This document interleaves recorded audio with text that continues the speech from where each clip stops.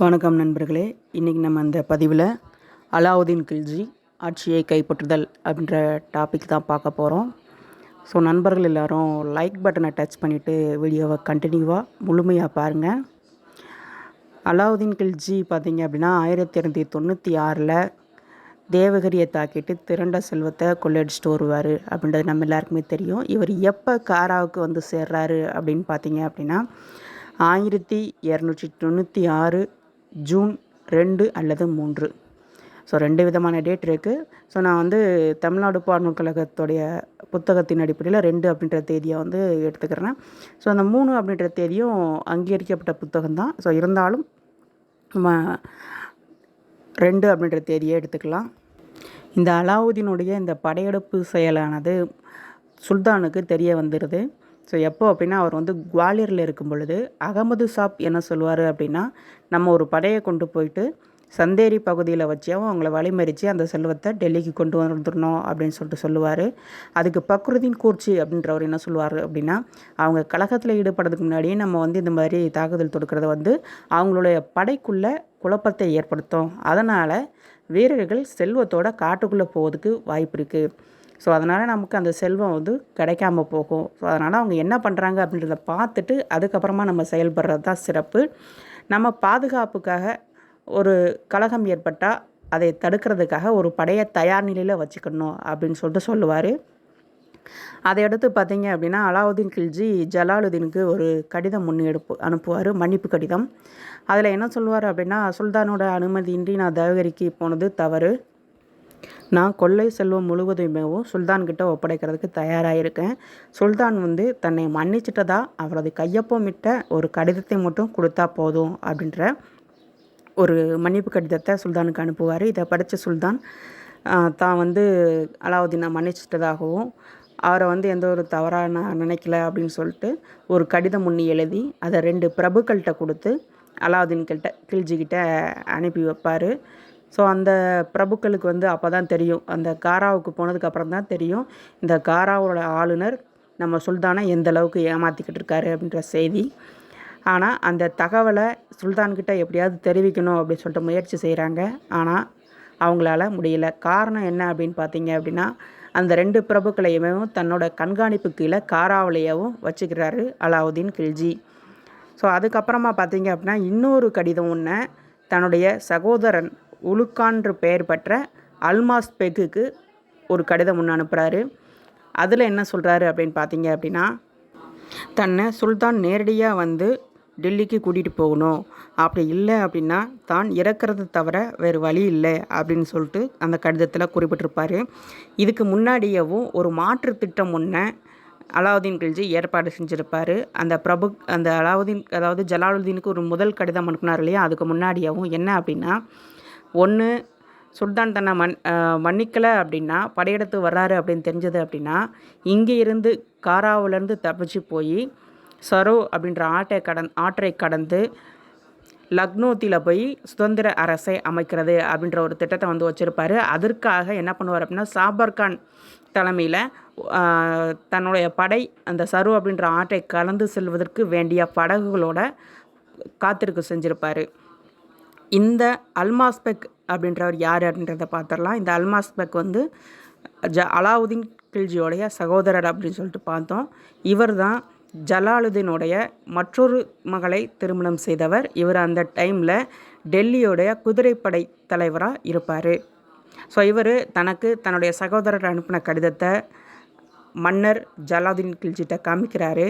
So உடனே ஜலாலுதீன் என்ன செய்கிறாரு அப்படின்னா, இந்த அல்மாஸ்பெக் கிட்ட நான் வந்து அலாவுதீனை மன்னிச்சிட்டேன் அப்படின்ற செய்தியை நீயே போய் நேரில் சொல்லு, நான் அலாவுதீனை டெல்லிக்கு அழைத்து வர்றதற்கு நேரடியாக வர்றதா சொல்லு அப்படின்ற தகவலை சொல்லி காராவுக்கு அனுப்பி வைப்பார். இந்த அல்மாஸ்பெக்கும் காராவுக்கு போயிடுவார். அதுக்கப்புறமா பார்த்தீங்க அப்படின்னா இந்த ஜலாலுதீன் தன்னுடைய பரிவாரங்கள் சூழ ஒரு 1000 வீரர்கள் தொடர அந்த அலாவுதீனை காண்பதற்காக காராவுக்கு புறப்படுவார். ஸோ அப்போது இவங்களுடைய நண்பர்கள், அதாவது அலாவுதீன் கில்ஜியோடைய ஜலாலுதீன் கில்ஜியோடைய நண்பர்கள் 2 படகுல ஏறி கங்கை ஆற்றில் பயணிப்பாங்க. அல்மாஸ் பெக் இந்த 1000 படை வீரர்களை அணிவகுத்து ஆற்றின் கரை வழியாக பயணிச்சிட்ருப்பாங்க. ஸோ இந்த படை வர்றதை தெரிஞ்சுக்கிட்ட அல்மாஸ்பெக் இடைவெளியிலேயே வந்து எதிர்த்து வந்து ஜலாலுதீன் கில்ஜிட்ட பேசுகிறாரு. நீங்கள் வந்து ஒட்டுமொத்த பரிவாரத்தோடு வந்தீங்க அப்படின்னா அலாவுதீன் வந்து அவனுடைய அச்சம் வந்து அகலாது, மேலும் அவன் வந்து அச்சம் கொள்ளக்கூடும். அதனால் நீங்கள் தனிப்பட்ட முறையில் உங்களுடைய நண்பர்களோட மட்டும் வாங்க அப்படின்னு சொல்லுவார். அதுக்கு ஜலாலுதீன் என்ன பண்ணுவார்னா சரி அப்படின்னு சொல்லிட்டு ஒத்துக்குவார். திரும்ப இன்னொரு விஷயத்தையும் சேர்த்து சொல்லுவார். என்ன அப்படின்னு பார்த்தீங்க அப்படின்னா, வரக்கூடியவங்க ஆயுதம் தாங்கிய வீரர்களாக இருந்தாங்க அப்படின்னா அது ஜலாலுதீனோட அச்சத்தை விளக்காது, அது மேலும் வந்து அதிகரிக்கச்சியும். அதனால் அவங்க வந்து நிராயுதபாணிகளாக வர்றது வந்து நல்லது அப்படின்னு சொல்லுவார். உடனே இந்த டைமில் கூட அரசர் ஜலாலுதீனுக்கு எந்த ஒரு சந்தேகமும் ஏற்படாது. அவருக்கு ஒரு கட்டளையிட வீரர்கள் எல்லாருமே என்ன செய்வாங்க, நண்பர்கள் எல்லாருமே என்ன செய்கிறாங்க அப்படின்னா தங்களுடைய ஆயுதங்களை தூக்கி எறிஞ்சிடுறாங்க. இப்போது படகு வந்து கரையை நோக்கி போயிட்டுருக்கு. கரைக்கு பக்கத்தில் வர்றவுமேவும் இவங்க ஒரு அதிர்ச்சிகரமான காட்சியை காண்றாங்க. என்ன அப்படின்னு பார்த்தீங்க அப்படின்னா, போர் குதிரைகளும் யானைகளுமேவும் கவசம் பூட்டப்பட்டு அணிவகுத்து நிற்கிறத பார்க்குறாங்க. இது எதுக்கு அப்படின்னு சொல்லிட்டு கேட்குறாரு ஜலாலுதீன். அப்போது அல்மாஸ்பெக் வந்து என்ன சொல்கிறாரு அப்படின்னா, உங்களுக்கு அரசருக்குண்டான மரியாதை வழங்கப்படுது, அரசருக்குண்டான மரியாதையோட உங்களை வந்து வரவேற்கிறோம் அப்படின்னு சொல்லிட்டு சொல்லவும், ஜலாலுதீன் என்ன செய்கிறாருன்னா மகிழ்ச்சியாக அந்த படகுலேருந்து இறங்கி அலாவுதீன் கில்ஜியை பார்த்து போகிறாரு. ஸோ அலாவுதீன் தன்னுடைய முகத்தில் மகிழ்ச்சியாக வரவழைச்சிக்கிட்டு தன்னுடைய மாமனாரான ஜலாலுதீன் காலில் விழுந்து வணங்குறாரு. அவரை தூக்கி ஜலாலுதீன் அணைச்சிக்கிட்டு, நான் உன்னை எந்த ஒரு டைம்லேயுமேவும் தவறாக நினச்சது கிடையாது, என்னுடைய மகன் போல தான் நான் உன்னை வளர்த்துருக்கேன் அப்படின்னு சொல்லிட்டு சொல்லுவார். சொல்லிவிட்டு அலாவுதீன் கில்ஜியை படகை நோக்கி கூட்டிகிட்டு போகிறதுக்காக நகர்றாரு. அந்த டைமில் நஸ்ரத் கான் ஒரு சைகை செய்ய முகமது சையது அப்படின்றவன் சுல்தானை வாளால் தாக்குறான். ஸோ அடி வந்து சரியாக படாது. மீண்டும் வாளால் தாக்குறதுனால ஒரு சிறு காயம் வந்து சுல்தானுக்கு ஏற்படுது. சுல்தான் திகச்சு படகை நோக்கி ஓடுறாரு. ஸோ அந்த டைமில் இக்தியாருதீன் ஹூத் அப்படின்றவன் என்ன செய்கிறான் அப்படின்னா, சுல்தானை கீழே தள்ளிவிட்டு அவருடைய தலையை வெட்டி அலாவுதீன் கில்ஜிக்கு சமர்ப்பிக்கிறான். இந்த ஜலாலுதீன் கூட போன பிரபுக்கள் எல்லாருமேவும் ஒன்று கொலையாளர்களாக தாக்கப்பட்டு இறக்குறாங்க, அல்லது நீருக்குள்ளே மூழ்கி இறக்குறாங்க. யாருமேவும் உயிர் தப்பி போகலை. எதிர்கரையில் இருந்த அகமது சாப் மட்டுமேவும் இந்த தகவலை கொண்டுட்டு டெல்லிக்கு போய் சுல்தான் இறந்த செய்தியை அறிவிக்கிறாரு. சுல்தானை கொன்ற அந்த 2 கொலையாளிகளுமேவும் பின்னால் அவங்களுக்கு உண்டான தகுந்த தண்டனையை அனுபவிக்கிறாங்க. இந்த சையது அப்படின்றவன் வந்து தொழுநோயாளியாக ஆகிடுறான். அதுக்கப்புறமா பார்த்திங்கன்னா அந்த ஹூத் அப்படின்றவன் என்ன அவனுக்கு என்ன ஆகுது அப்படின்னா, ஒரு மனநோயாளியாக ஆயிடுறான். அவன் இறக்கும்போது கூட ஜலாலுதீன் தன்னை கொல்றதுக்கு வாளோடு நிற்கிறாரு அப்படின்ற மாதிரி புலம்பிட்டு இருந்திருக்கான். அது மட்டும் இல்லாமல் அலாவுதீன் கில்ஜிக்கும் கூட அவருக்கு தகுந்த தண்டனை அவருடைய இறுதி காலத்தில் மாலிக் காஃபூர் மூலமாக கிடைச்சிருக்குது. இதுக்கு முன்னாடி ஒரு செய்தி, ஜலாலுதீன் வந்து டெல்லியிலேருந்து கிளம்பி வர்றாரு அப்படின்ற தகவல் அலாவுதீன் கில்ஜிக்கு தெரிஞ்சவும் அவர் என்ன பண்ணுவார்னா, காராலிருந்து ஆற்றுக்கு மறுபுறம் இருக்கக்கூடிய மணிப்பூருக்கு போய் தன்னுடைய பாசறையை அமைக்கிறாரு. ஸோ இந்த சம்பவம் எல்லாமே மணிப்பூரில் தான் நிகழுது. அப்போது அலாவுதீன் கில்ஜிக்கு அலாவுத் துன்யா வத்தீன் முகமது உஸ் சுல்தான் அப்படின்ற பட்டம் கொடுத்து அவர் வந்து சுல்தானாக அறிவிக்கிறாங்க. இது எப்போ அப்படின்னு பார்த்தீங்க அப்படின்னா 1296 ஜூலை 20. ஸோ ஜூலை 19 அப்படின்ற தகவலும் இருக்குது. ஸோ ஒன்றுக்கு மேற்பட்ட புத்தகங்களில் ஜூலை 20 அப்படின்னு இருக்கிறதுனால ஜூலை 20 அப்படின்ற தகவலை நம்ம எடுத்துக்கலாம். வெட்டப்பட்ட சுல்தானோட தலை ஈட்டியில் சொருகப்பட்டு காராவோட வீதியில் வலம் கொண்டு வரப்படுது. அதுக்கப்புறமா அவருடைய தலையானது அயோத்திக்கு அனுப்பி வைக்கப்படுது. இதுக்கு அடுத்தபடியாக அலாவுதீன் கில்ஜி தன்னை சார்ந்தவங்களுக்கு பட்டங்களும் பதவிகளும் கொடுக்குறாரு. அதன் அடிப்படையில் தன்னுடைய சகோதரனான அல்மாஸ்பெக்குக்கு உலுகான் அப்படின்ற பட்டத்தை கொடுக்குறாரு. மாலிக் ஜாப்ருதீன் அப்படின்றவன் ஜாபர் கான் அப்படின்ற பட்டத்தை பெறுறான்.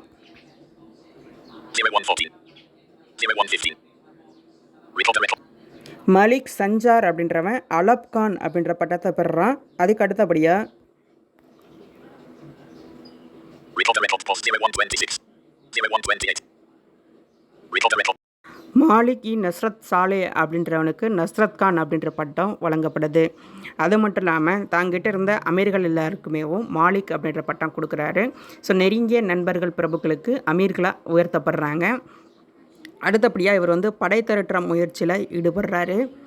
அதுக்கு முன்னாடி மக்களுடைய ஆதரவை தாம் பக்கம் இருக்கிறதுக்காக தான் கொள்ளையடிச்சு வந்த பொன் நாணயங்களை என்ன பண்ணுறாங்க அப்படின்னா, பொன் நாணயங்களையும் வெள்ளி நாணயங்களையும் கவர்ந்து எறியக்கூடிய கற்கள் எறியக்கூடிய அந்த எந்திரத்தில் வச்சு மக்கள் கூட்டங்களுக்கு மத்தியில் வீசி மக்களுடைய ஆதரவை பெறுறதுக்கு முயற்சி பண்ணுறாரு. அதுக்கப்புறமா படை திரட்டுறாரு. இந்த படை திரட்டுற பணி சாபர்கான் பக்கம் வசம் ஒப்படைக்கப்படுது. ஸோ படை திரட்டுறதுல எந்த ஒரு வரமுறையும் பின்பற்ற தேவையில்லை. பாரம்பரியமாக பின்பற்றக்கூடிய எந்த ஒரு முறையும் பின்பற்ற தேவையில்லை. படை வீரர்கள் எந்த ஒரு உறுதி பத்திரமும் தர தேவையில்லை. ஸோ எண்ணிக்கைக்கு படை இருந்தால் போதும் அப்படின்ற மாதிரி இவர் வந்து படையை திரட்டுறாரு. ஸோ சாபர்கான் பார்த்திங்க அப்படின்னா இவர் காராவிலேருந்து பதன் வர்றதுக்கு முன்னாடியே பெரும்படையை திரட்டிடுறாரு. அதன் அடிப்படையில் 58,000 குதிரை வீரர்களும் 60,000 காலாட்படை வீரர்களும் வந்து திரட்டப்படுறாங்க. ஸோ அலாவுதீன் இடையில வரும்போதேவும் இந்த வீரர்கள் எல்லாத்தையுமே பார்க்குறாரு. ஸோ அதை ரெண்டு பகுதியாக பிரிக்கிறாரு. ஒரு பகுதியை சாபர்கான் கிட்ட கொடுத்து அலிப்பூர் வழியாக டெல்லியை தாக்குறதுக்கு அனுப்பி வைக்கிறாரு. ஸோ மற்றொரு படையை தான் கூட்டிகிட்டு பதோன் வழியாக கிளம்புறாரு. அந்த டைமில் சாபர்கானுக்கு ஒரு உத்தரவு கொடுக்குறாரு. தன்னுடைய வேகத்திற்கு இணையாக உன்னுடைய வேகம் இருக்கணும். அதாவது தன்னுடைய படை நகர்வுக்கு ஏற்ப சாபர்கானுடைய படை நகர்வு இருக்கணும் அப்படின்ற உத்தரவை பிறப்பித்து அனுப்புகிறாரு. ஸோ அதுக்கப்புறமா இந்த பதோன் அப்படின்ற பிளேஸை அலாவுதீன் கில்ஜி அடையும் பொழுது மேலும் பல மாலிக்குகள் இவரோட இணைகிறாங்க. இப்போ டெல்லி நிகழ்வை பார்த்துட்டு வந்துடலாம். டெல்லிக்கு போயிட்டு அகமது சாப் வந்து சுல்தான் மறைந்த செய்தியை அறிவிக்கிறார் இல்லையா. 3 நாட்கள் துக்கம் அனுஷ்டிக்கப்படுகிறது. அதுக்கு அப்புறமா மாலிக் இ ஜஹான், இந்த ஜலாலுதீனுடைய மனைவி மாலிக் இ ஜஹான் என்ன பண்ணுறாங்க அப்படின்னா, தன்னுடைய 3வது மகனான காதர்கான ருக்னுதீன் இப்ராஹிம் அப்படின்ற பெயரோட மன்னராக அறிவிக்கிறாங்க. ஸோ அதுக்கு இவருடைய மகன்கள் மொத்தம் 3 பேர் இருப்பாங்க. ஃபஸ்ட்டு வந்து கான்யி கானான் அப்படின்றவர் முதல் மகன், 2வது அர்காலி கான், 3வது மகன் தான் இந்த காதர்கான். ஏன் காதர்கானை அறிவிக்கிறாங்கன்னா, அர்காலி கான் அப்படின்றவர் வந்து முல்தானில் இருப்பார். ஸோ அந்த டைமில் சூழ்நிலையை கருதி இந்த காதர்கானை மன்னராக அறிவிக்கிறாங்க. மாலிகா இ ஜஹான் அப்படின்றவங்க தங்களுடைய இருப்பிடத்தை கிலோக்கரியிலிருந்து டெல்லிக்குள்ளே இருக்கக்கூடிய பச்சை அரண்மனைக்கு மாற்றுறாங்க. இந்த பச்சை அரண்மனைக்கு பேர் காசர் இ சபீஸ் அப்படின்றது தான். டெல்லியில் நிலை மோசமாயிட்டிருக்கு அப்படின்றத தெரிஞ்சுக்கிட்ட மாலிகா இ ஜஹான் அப்படின்றவங்க என்ன பண்ணுறாங்க அப்படின்னா, தன்னுடைய மூத்த மகனை அர்காலி கானுக்கு ஒரு கடிதம் அனுப்புகிறாங்க. ஸோ அந்த கடிதத்தை பார்த்த அர்காலி கான், இங்கே போயும் வேஸ்ட்டு, எல்லாருமே வந்து அலாவுதீன் பக்கம் சேர்ந்துட்டாங்க அப்படின்றத தெரிஞ்சுக்கிட்டு அவர் வர மறுத்துடுறாரு. இந்த செய்தி அலாவுதீன் கில்ஜிக்கு தெரிஞ்சிருது. ஸோ அவர் முன்னே விட வேகமாக படை நடத்திட்டு போகிறாரு. இந்த அலாவுதீன் கில்ஜி யாருக்காவது பயந்தார் அப்படின்னா அது அந்த அர்காலி கானாகத்தான் இருக்கும். ஏன்னா இதுக்கு முன்னாடியேவும் பார்த்தீங்க அப்படின்னா ஒரு கழகம் ஜலாலுதீன் காலத்தில் நடைபெற்றிருக்கும். யார் அப்படின்னு பார்த்தீங்கன்னா, மாலிக் சர்ஜு அப்படின்றவன் இவன் வந்து பால்பனோட நெருங்கிய உறவினராக இருந்திருப்பார். இவர் வந்து கலகத்தில் ஈடுபடுவார். அந்த கலகத்தை கடுமையாக அடக்குனார் இந்த அர்காலி கான். ஸோ அவருக்கு மட்டும்தான் அலாவுதீன் கில்ஜி பயந்துகிட்டு இருந்திருப்பார். ஸோ அவரே வரலை அப்படின்னு தெரிஞ்ச உடனேவும் முன்னாடி விட மகிழ்ச்சியோட டெல்லியை நோக்கி படை நடத்திட்டு போகிறாரு.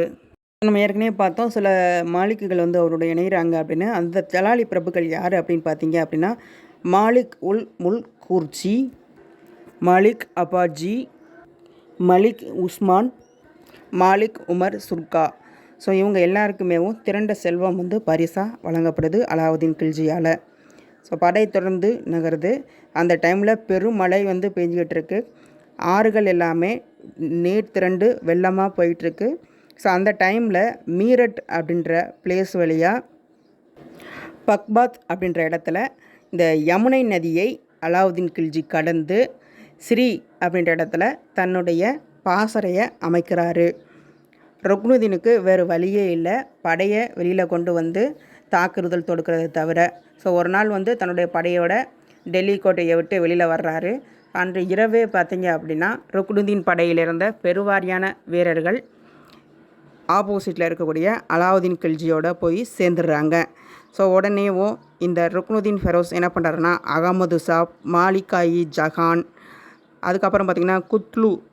ஸோ இவர் யார் அப்படின்னா ஜலாலுதீனுடைய இன்னொரு மகளை திருமணம் செய்த ஒரு மங்கோலியர். இவங்க எல்லாரையுமே கூட்டிகிட்டு கஜினி வாயில் வழியாக ஓரளவு செல்வத்தை எடுத்துக்கிட்டு முல்தானுக்கு தப்பிச்சு ஓடிடுறாரு. டெல்லி அரியணை எளிமையாக அலாவுதீன் கில்ஜிக்கு கிடைத்திடுது. ஸோ வெற்றி முரசு கொட்ட 1296 அக்டோபர் 21 காசர்-இ சபத் அப்படின்னு சொல்லக்கூடிய வெள்ளை அரண்மனையில் மன்னராக முடிசூட்டிக்கிறாரு. இவருடைய படை யமுனை ஆற்றங்கரையை சேர்ந்தது அக்டோபர் மாதம். அதே மாதத்துலேயும் 21 இவர் மன்னராக முடிசூட்டிக்கிறாரு. ருக்னுதீனோட போன அந்த மங்கோலிய வீரர் யார் அப்படின்னு பார்த்தீங்க அப்படின்னா உல்கு. ஸோ இவங்க பார்த்தீங்க அப்படின்னா ஜலாலுதீன் காலத்தில் மங்கோலியர்கள் படையெடுத்து வந்திருப்பாங்க. அப்போது இவங்க இந்தியாவிலேயே தங்கி இங்கேயேவும் முஸ்லீம் மதத்திற்கு மாறி வாழ்ந்தவர்களில் ஒருத்தர் தான் இந்த உல்கு அப்படின்றவர். இவர் ஜலாலுதீன் கில்ஜியோடைய ஒரு மகளை திருமணம் செஞ்சுருப்பார். இவங்களுக்காக உருவாக்கப்பட்ட ஒரு நகரம் தான் முகல்புரா அப்படின்ற ஒரு நகர் உருவாக்கப்பட்டிருக்கும். இந்த காசர்-இ சபத்தில் அக்டோபர் மாதம் 21 1296 முடிசூட்டிக்கிற அலாவுதீன் கில்ஜி என்ன பண்ணுறாரு அப்படின்னா சிரி அப்படின்ற கோட்டை கட்டி முடிக்கிறது வரைக்கும் தான் தங்குறதுக்காக காசர்-இ லால் அப்படின்னு சொல்லக்கூடிய சிவப்பு அரண்மனையை தன்னுடைய இருப்பிடமாக்கிக்கிறாரு. ஸோ இப்போ இந்த இதில் 2 அரண்மனை பார்த்துருக்கோம். காசர்-இ லால், காசர்-இ சபத். இந்த 2 அரண்மனையையும் கட்டினவங்க யார் அப்படின்றத கமெண்டில் சென்ட் பண்ணுங்கள் பார்க்கலாம். அலாவுதீன் கில்ஜி பேரில் குத்பாவானது வாசிக்கப்படுது. அதுக்கப்புறமா அவர் பெயர் பொறித்த நாணயங்கள் அச்சிட்டு வெளியிடப்படுகிறது. மக்களுக்கு இலவசமாக மது வகைகளும் வெற்றிலை பாக்குகளும் வழங்கப்படுது. அது மட்டும் இல்லாமல் நிறைய பரிசுகள் வழங்கப்படுது. இப்படி தான் அலாவுதீன் கில்ஜி தன்னுடைய மாமன்னரான ஜலாலுதீன் கில்ஜிக்கிட்டே இருந்து அரியணையை கைப்பற்றினார். ஸோ இது வரைக்கும் நீங்கள் முழுமையாக நம்ம வீடியோவை வாட்ச் பண்ணியிருந்தீங்க அப்படின்னா மறக்காமல் நம்மளுடைய வீடியோக்கு ஒரு